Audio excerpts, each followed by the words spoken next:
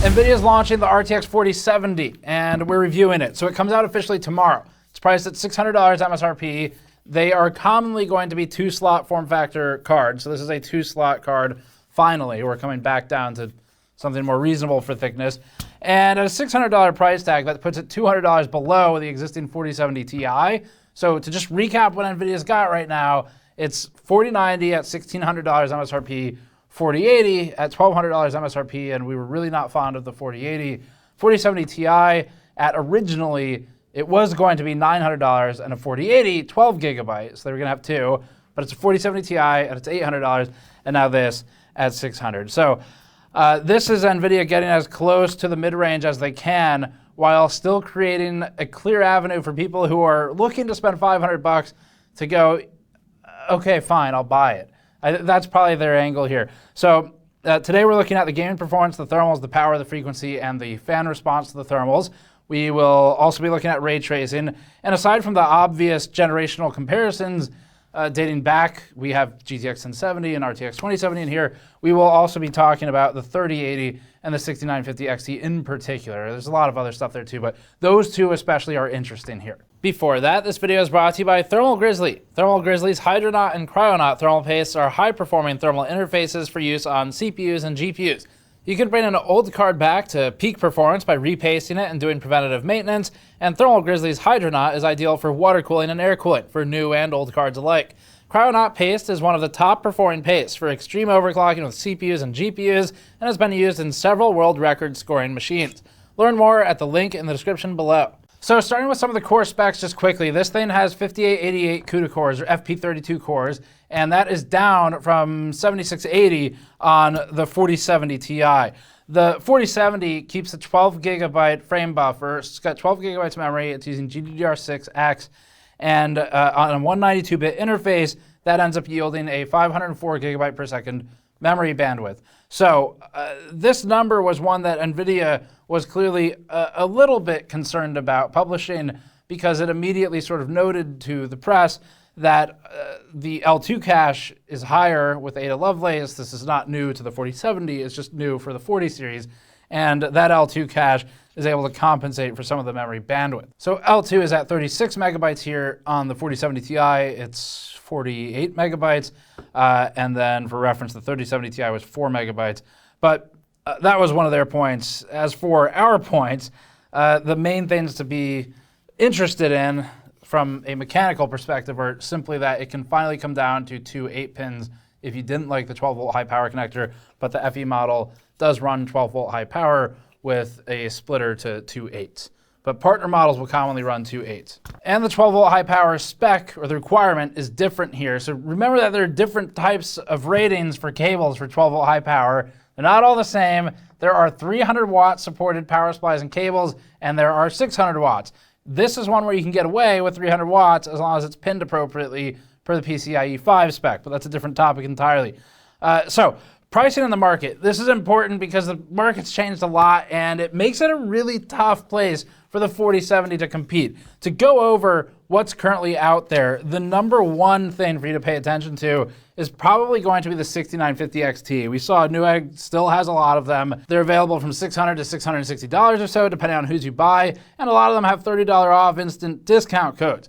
Amazon has similar stock of 6950 XTs, so this will be a direct price competitor despite its original price being over $1,000 for the 6950 XT. It's a big drop. Also from AMD, the 6800 XT is available for around $540 to $600 right now. From NVIDIA, their 3080 would be a good value competitor, but it's basically gone for new stock. You'd have to buy used for the most part. For used prices, a quick check on eBay reveals a few listings for around $500 to $600 buy it now. For the 10 gigabyte model, you can probably find stuff cheaper as well. We didn't look too hard there. The RTX 3070 is still available new for $500, but you shouldn't buy that at this point probably. We'll show you today that the 4070 is about 30% faster than the 3070, and if the gap's only $100, it's not the best value. So we're going to get into the benchmarks. Now, for some quick benchmarking philosophies, as usual, we're looking at and most interested in the relative difference between the cards on the charts. So that will allow us to establish the hierarchical ranking from a percent scaling perspective. And additionally, when we're looking at that, we'll be looking at 3 different resolutions, 1080, 1440, 4K as usual. But the value here is that looking at all 3 of these, because this card can scale on all 3 of them, it's not like a 4090 where it bottlenecks easily, we will be able to see some instances where the 3080 either pulls ahead or falls behind depending on the resolution, making it a much more interesting comparison. And then we'll do the power, thermal frequency, fan, and all that stuff today as well. So let's get started with some charts. Other than path tracing and Cyberpunk, our next heaviest workload is actually Total War Warhammer 3 at 4K. For this testing, the RTX 4070 Fe ran at 56 FPS average, with lows at 43 and 37. That places it just behind the RX 6950 XT from AMD, currently actually about $650 new, and ahead of the 6800 XT by about 10%. The 6800 XT is still available new for around $560 or so, plus or minus at the time of writing. And as an upgrade option, the 4070 jumps over the 1080 Ti by 65% or the 3060 by 95%. But the 3080 leads the 4070 impressively here, with a 64 FPS average and lows similarly ahead to establish a 14% advantage. Compared to the 3070, the generational by name jump is about 28% in exchange for 20% more money than the original MSRP. At least that's somewhat tamer than past launches, but we'll talk about value later. Finally, the 4070 Ti's 67 FPS average result holds a 19% lead over the 4070 for at least 33% more money. The gulf between the 4090 and everything else remains staggering, with the 4090 holding a 122% lead over the new 4070. It's an entirely different class of hardware that makes sense for the price, but it didn't used to be that way.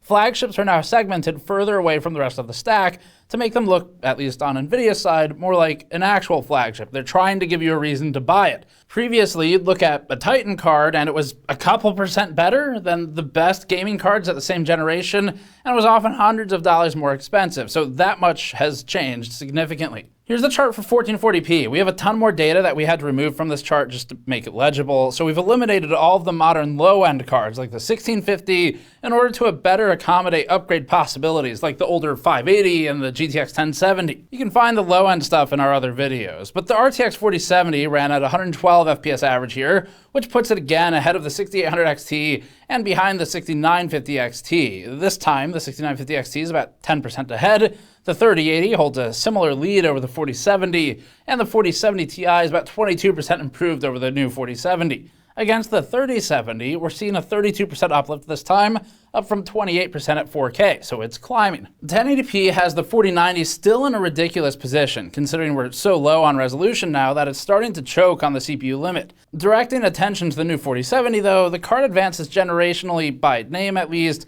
by 36% over the 3070. Each resolution reduction is showing about a 4 percentage point increase in improvement over the 3070 for this game. The 3080 is now about tied to the 4070, with the 6950 XT maintaining its 10% lead. Moving to a 4070 Ti gives about a 22% increase from the 4070, the same as the 1440p result. In Tomb Raider at 4K, the 4070 landed at 94 FPS average. This places it behind the 3080 in all 3 shown metrics, but in a functional sense, they're basically equal. The 4070 does lead the former $1,200 flagship 2080 Ti though, for what that's worth, by about 25% after 5 or so years from its launch. More appropriately, competition from the similarly priced 6950 XT and 6800 XT cards is fierce in this title, with both pushing above the 4070. The 4070 Ti leads by 23%, similar to Total Warhammer, and the new 4070 leads the 3070 by 35%. More than we saw in Total War. At 1440p, the RTX 4070 ran at 170 FPS average and led the 3080 by about 6 FPS. They're roughly in the same spot for averages and lows, and the 3080 remains one of NVIDIA's better cards, just like the old 1080 Ti that we also have on this chart. As for the 4070 Ti, that would get you an increase of about 21%, similar to the past few games. As for the 4080 though, and the 4090, they're both truncated by the resolution here because the bind is shifting to the CPU at this resolution. Looking at older cards, it stacks like this. The 4070 leads the 3070 by 39%, the 2070 by 96%, and the 1070 by about 200%. At 1080p, we're approaching the CPU bottleneck on the 4070. It's just ahead of the 3080 and 3090, which tracks with some of the resolution uplift we've plotted elsewhere, but the 4070 Ti and up for NVIDIA are all bouncing off of a bottleneck. This isn't a useful chart because it's too constrained to draw conclusions, so let's move forward. In Final Fantasy XIV at 4K, the RTX 4070 ran at 91 FPS average, which plants it just ahead of the 2080 Ti and behind the 6800 XT once again. It's also behind the 3080, which carries a 9% lead here. The boost over the 3070 is 27%, falling in line with most of the other results. Competitively, the 6950 XT poses excellent value if you can still get it around $650, which right now you can. But note that the 6950 XT's lows are reduced as compared to the 4070 Ti, and that's true for some other AMD cards in this benchmark as well. Moving to 1440p in Final Fantasy, the 4090 and 4080 were removed from the charts as they're firmly against the CPU bottleneck. The 4070 Ti is slightly below it, but still bounces off of it in some areas of the sequence. The RTX 4070 non-Ti ran at 195 FPS average, with lows at 116 and 80 FPS. That's about what we'd expect for lows when looking at the neighbors, like the once again tied RTX 3080. The 6950 XT maintains its roughly 10 to 11% lead here, with the 3070 giving up a 30% boost to the 4070. But this game is playable on a lot of devices, all the way down to the old 8GB RX 580. It's staying above 50 FPS average there. 1080p is CPU bound, so we'll skip that one and move to the next game. Next up, we're revisiting Strange Brigade for the useful perspective that it provides. Despite being low in player base, we've kept it around because the test can sometimes reveal really unique behaviors about a GPU, and it will do that here today, and that's especially because it's available with both Vulkan and DX12, and it's proven to be well optimized overall. Starting with DX12 at 4K, the RTX 4070 ran at 126 FPS average with lows paced reasonably. They're timed okay. The 3080 climbs to about a 17% lead. That's great positioning for a former flagship. AMD's 6950 XT also shines, now posting a massive 40% lead over the 4070. This is exactly why we still use Strange Brigade. The results can't be extrapolated broadly, the 40% won't be everywhere, obviously, but they can show another side to the story, which is that games aren't monoliths and they all behave a little differently. AMD takes off in general in this test. The 6800 XT holds its own lead of 26% here over the 4070, and compared to older cards, the 4070 leads the 3070 by now only 23%, the 2070 by 77%, and the 1070's 44 FPS result by only 186%, only here just because it's lower than last time, still a lot. 1440p shows that this game had plenty more in the tank for the 4090 and 4080. The 4070's 238 FPS average result here allows the 4070 Ti a lead of 28%, the 4080 a staggering lead of 77%, and the 4090 is starting to hit limits of the CPU, so it gets truncated a little bit. As for the comparison points, the 3080 holds a 7% advantage, so it has been reduced from the 4K number, and the 6800 XT has a 17% advantage over the 4070. We're seeing a 30% advantage over the 3070's 183 FPS average result when moving to the new Ada Lovelace 4070. And here's why this game is interesting from the perspective of studying the hardware rather than the game itself. At 1080p, the 3080 is now below the 4070. The 3080 was leading in the prior two resolutions, but its lead was reduced at 1440p and now again at 1080p. The 4070 Ti is about 29% ahead here, with the 4090, the 4080, and the 7900 XTX all hitting the CPU bottleneck. The 79 XTX isn't necessarily actually ahead here. We would need to fully unbind them to figure that out.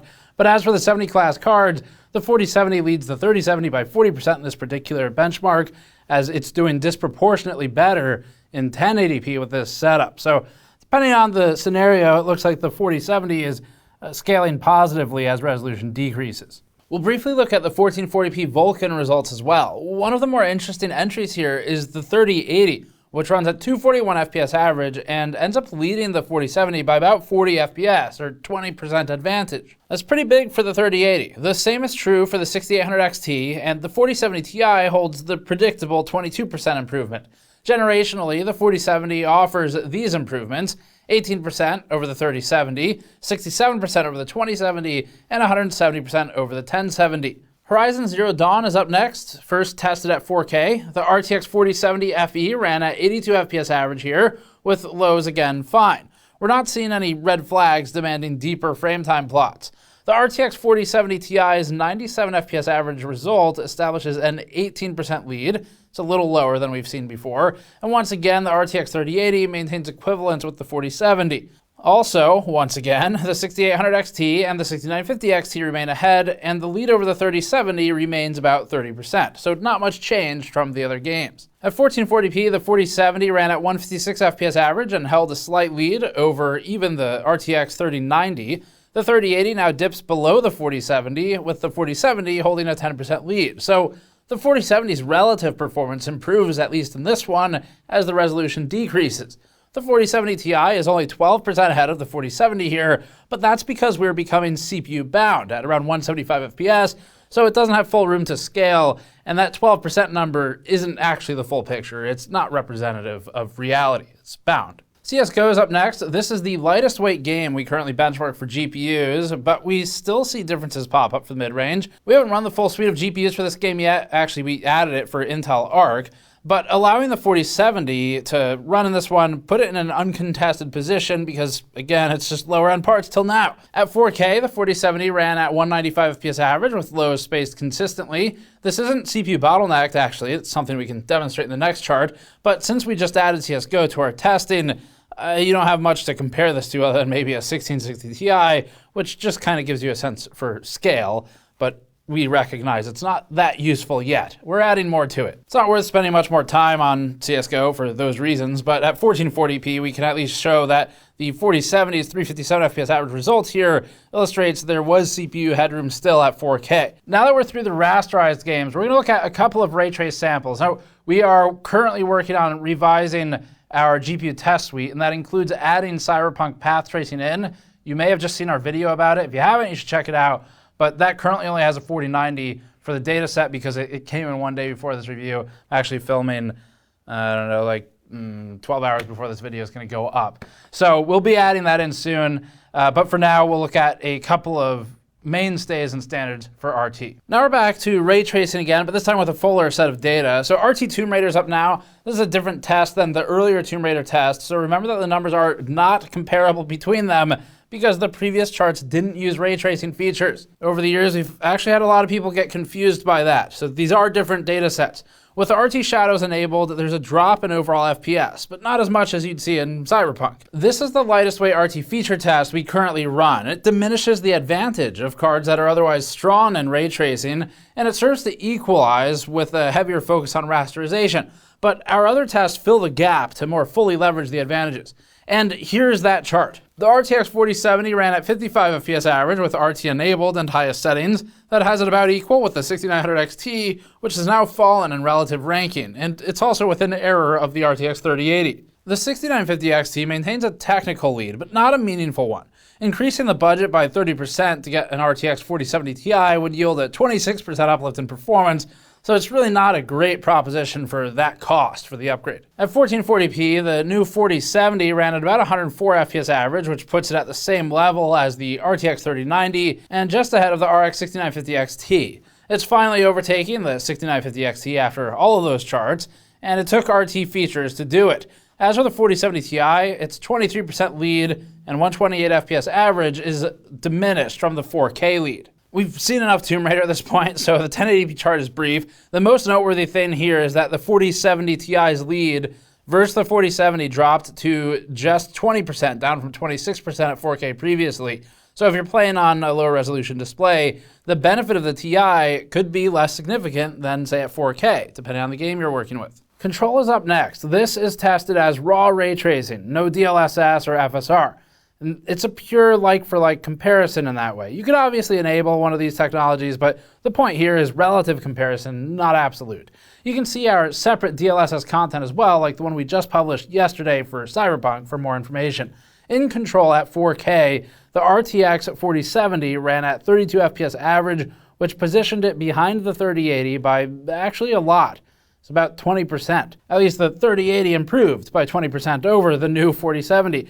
But because these numbers are so low, that's why you're seeing these larger percentages and exactly why relative comparisons matter. It's also about tied with the 6950 XT in averages and lows, and the 4070 Ti has a 24% lead here over the 4070, but really the 3080 is sort of the star of this show. At 1440p, the RTX 4070 ran at 67 FPS average, definitely playable, and that had it again nearly equal with the 6950 XT, or behind the 3080.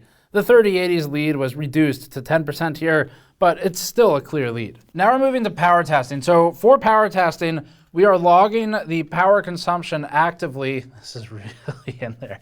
They may have finally firmed up that connector, I don't know. Or we just plugged it in well.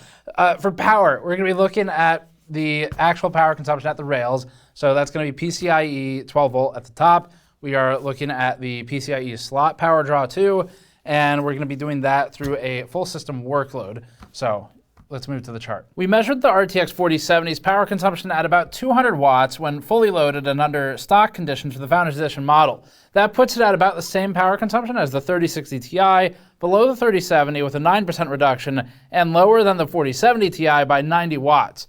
Overclocking the 4070 to its maximum allowed power offset pushed it to 225 watts, or about an 11% increase in maximum power consumption. This card is on the more efficient end of NVIDIA's lineup, at least when stock, with the previous 3070 posting worse efficiency, really to no one's surprise. It has been a generation now, and that's because the performance per watt is simply lower. The 4070 is an improvement in this respect, as the Ada GPU architecture has been in general, and considering this is a full, complete power virus type load, we're not really concerned or impressed too much one way or the other. It seems predictable at this point. Now for thermals, fan, and frequency, the main thing to look for here is going to be the vBIOS programming, the behavior in the firmware, and we can tell that for some aspect through the fan curve. So fan hysteresis is one of the #1 things that can be screwed up in a vBIOS profile for a card. And that will follow the temperature targets. It has certain fan characteristics for ramp and deramp, and hysteresis sort of describes the idea of the latency or the lag of the fan ramp versus the temperature ramp. You don't want a whole bunch of crazy fan up and down behavior with really spiky responses to thermals, because it is a terrible user experience. So that's something we look for here. Additionally, we will be looking for the GPU core, the hotspot, and the memory thermals. And for each of those numbers, as a reminder, temperature isn't a Firestrike score, 3D Mark score that just gets spit out of some application. It is highly dependent on every single variable that you test with, which goes all the way down to the room ambient temperature. So ours is all extremely controlled and gives a pretty good baseline look at the card. Let's go to the charts. Here's the chart. The GPU core temperature spiked quickly on load initialization, as always, and quickly hit steady state at about 65 degrees Celsius in a controlled ambient environment of 21 degrees. That's more than acceptable for core temperature and indicates to us the vBIOS target of the FE card. The hotspot temperature plots next. For this one, the GPU hotspot landed at about 77 to 78 degrees Celsius, establishing a delta of 13 degrees Celsius. That's fine. It's not impressive once again, but we've seen a lot of GPUs and CPUs over the years that are in the 20+ degree range for deltas. We just saw a GPU not long ago that had a 30 degree range from average to the hotspot. So this is far better than that, and it's completely acceptable. Memory temperatures are last for these. They hit and held a steady state of 70 degrees Celsius, which is well within spec. We typically want memory temperatures to be under 90 C depending on the type of memory it is. Some can go up to like 105, but this is enough to allow some headroom and flexibility as the components age, paste ages, and the case maybe clogging with dust. Ignoring noise momentarily and strictly with respect to these thermals, the FE card is achieving an acceptable performance level. It may be worse in a relative sense when compared to something like an Asus aftermarket card, but it's not bad enough that we'd advise against purchasing the FE. It's a big swing from the Founders Edition designs of yore, like the 910 series, where we were actively very strongly discouraging their purchase because they were terrible thermally, and this has mostly resolved that. And now we'll quickly show the fan response to that profile. Adding to the previous plot, the fan kicked in within a few seconds of the load spike, which is typical. The fan ramp was mostly immediate, landing at about 1450 RPM instantaneously. After that, it had a slower ramp to 1600, which is standard. Typically, you want to avoid fan hysteresis that causes rapid ramp and deramp or chaotic speed adjustments, as these behaviors are the most noticeable to the user. In this instance, the fan adjusts to hold the VBIOS temperature target, and then it stays steady. This chart is for the frequency during a constant 3D Mark Port Royal workload. Frequency changes depending on what specifically the card is doing. The thermal load also affects this, and so does the power budget, and of course the software. This data is from the same chart as our thermal test a moment ago, so it correlates directly. The 4070 held about 2700 to 2745 megahertz in this workload for our test, including at steady state. Although there's some frequency decay over time with heat buildup, it's insignificant in this situation. We're not dropping meaningful clocks due to ineffective thermal design or throttling because of thermals. We're just running into the power budget. Well, either they've beaten us into confusion with the GPU prices at this point and the naming and the shifting of the names and the shifting of the actual GPU cores as they are assigned to those names, or the 4070's position isn't as bad as the 4080's launch positioning for the pricing. It's one of those two. One of them has a lot more words, and the other one is not as bad as the 4080's launch positioning. To go over some quick ad hoc percentages that we talked about earlier. So recapping, we noticed about roughly a 22% increase with the 4070 Ti versus the 4070, plus or minus about 6 percentage points, depending on which application you're looking at. We noticed some really interesting behavior in Strange Brigade, which is exactly why it's in there.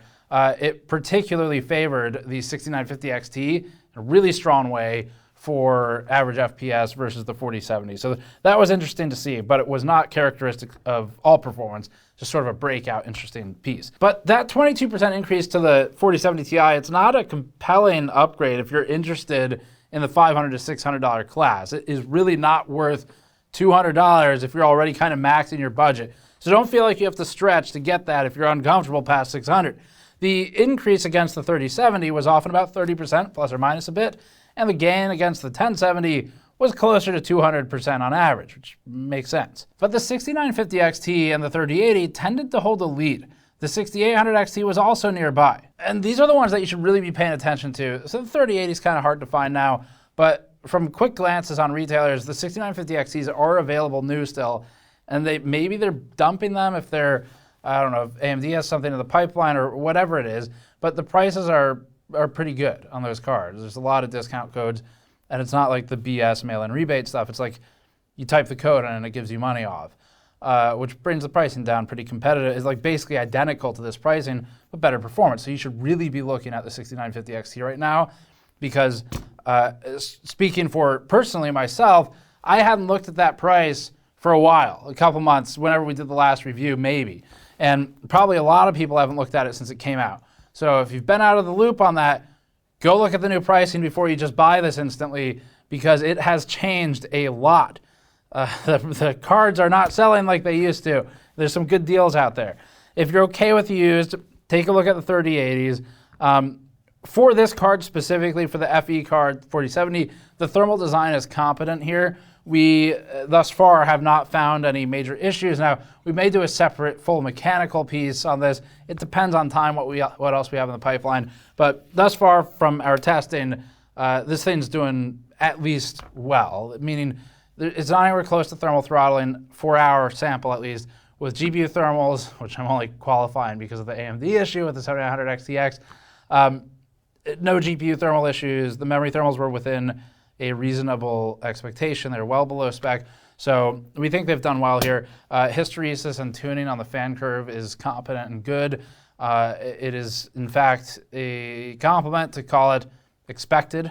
That's what you want.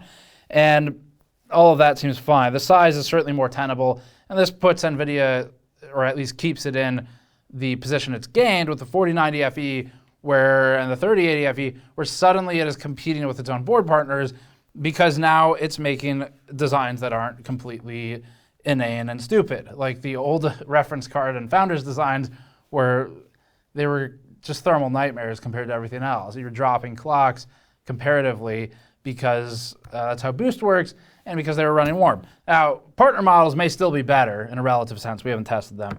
But this is not objectively bad. That's what we're getting at here. So that's it. We've given you pretty much all the numbers. Go take a look at the GPUs that don't say 40 in front of them, because the pricing's changed a lot. The companies are kind of desperate. You're going to find some really good deals out there. And if you haven't looked, just because it doesn't say 40, so it feels bad because it's old or something, or just because the prices were inane a couple, 7 months ago, then it's time to look again before you commit to something like this one. But that's it. We've given you everything to work with. Thanks for watching. As always, subscribe for more. Go to store.gamersnexus.net to grab a project mat like this one. And check out our Voodoo 3DFX revisit if you haven't seen it. It's a really fun video. Subscribe for more. We'll see you all next time.